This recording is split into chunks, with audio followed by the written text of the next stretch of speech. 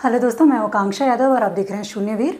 ये एक और जेईई मेंस का पीवाईक्यू सवाल है। 2019 में पूछा गया है, 8 जनवरी 2019 बीआर्क के पेपर में।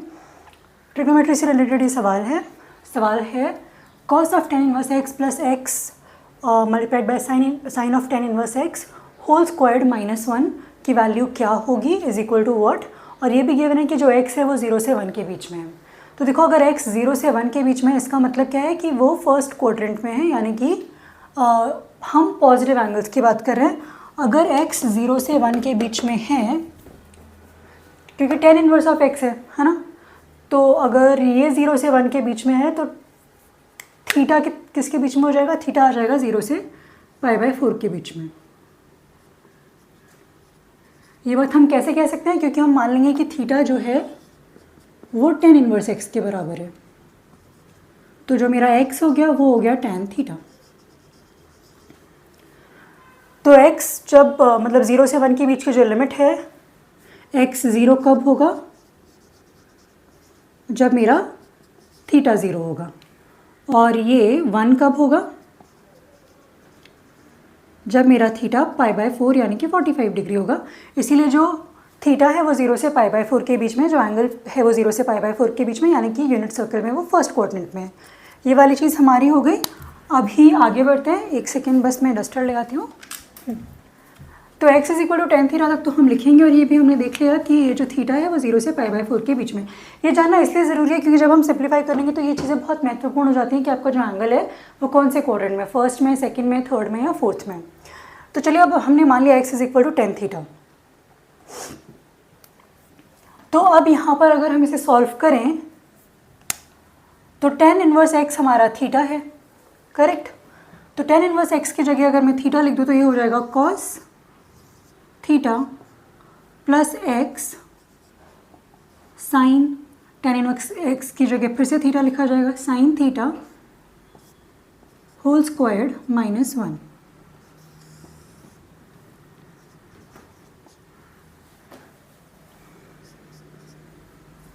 ठीक है। तो बेसिकली अगर tan थीटा x है तो हमें पता करना है कि हमारा cos थीटा कितना है और sin थीटा कितना है। tan थीटा गिवन है, cos थीटा और sin थीटा फाइंड आउट करना है। तो अगर x है तो इसे मैं मान सकती हूँ x/1, है ना, क्योंकि जो tan थीटा वो एक रेशियो होता है ऑपोजिट अपॉन एडजेसेंट का।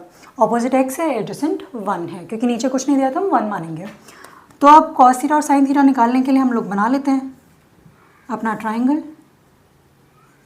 90 डिग्री ट्राइंगल। ये थीटा हो गया। तो अगर हम tan थीटा की बात कर रहे हैं तो ये हो जाएगा x, एडजेसेंट हो जाएगा 1। अभी पाइथागोरस थ्योरम से हम ये तीसरा साइड निकाल सकते हैं, ये आ जाएगा √x² + 1।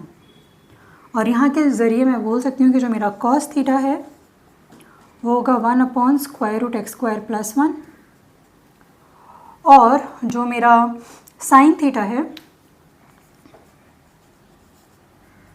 वो हो जाएगा x/√x² + 1।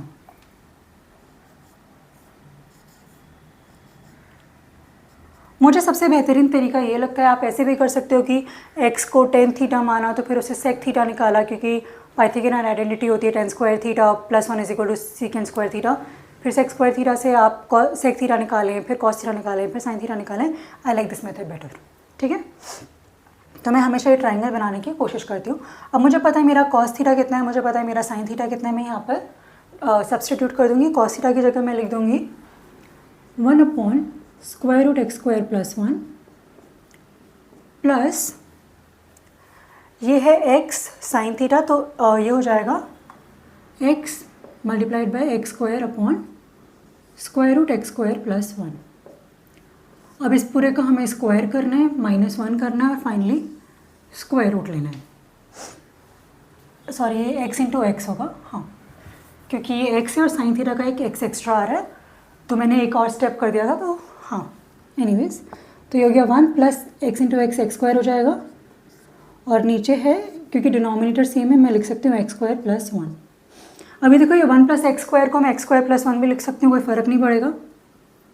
या चलो मैं x² + 1 को 1 + x² लिख देती हूँ, क्योंकि कम्यूटेटिव प्रॉपर्टी, एडिशन में कुछ भी पहले लिखो बाद में लिखो, कुछ फ़र्क नहीं पड़ता है।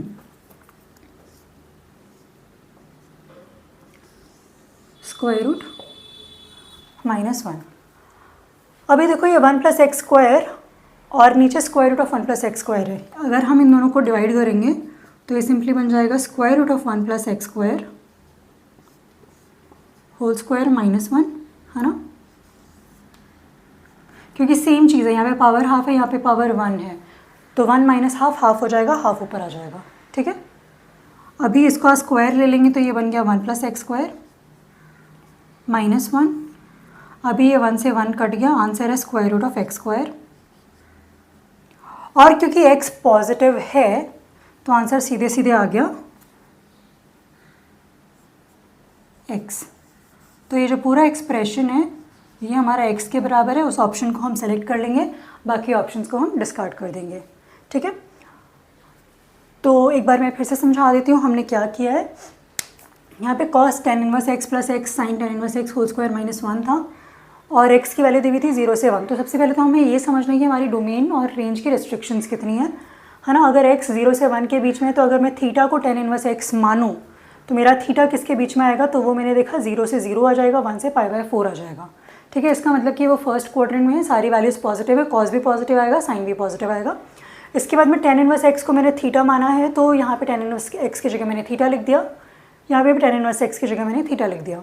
तो अब मुझे tan थीटा पता है मेरा x है और x को मैं x/1 भी लिख सकती हूँ, है ना। तो मैंने ये राइट ट्राइंगल बनाया, यहाँ पर x लिखा, यहाँ पर 1 लिखा। तीसरी साइड मैंने पाइथागोरियन थ्योरम से निकाल लिया अपनी a² + b² = c²। तो यहाँ से जो मेरा cos थीटा है वो एडजेसेंट अपॉन हाइपोटेनियस 1/√x² + 1 आ गया। Sine theta opposite upon hypotenuse x/√x² + 1 आ गया।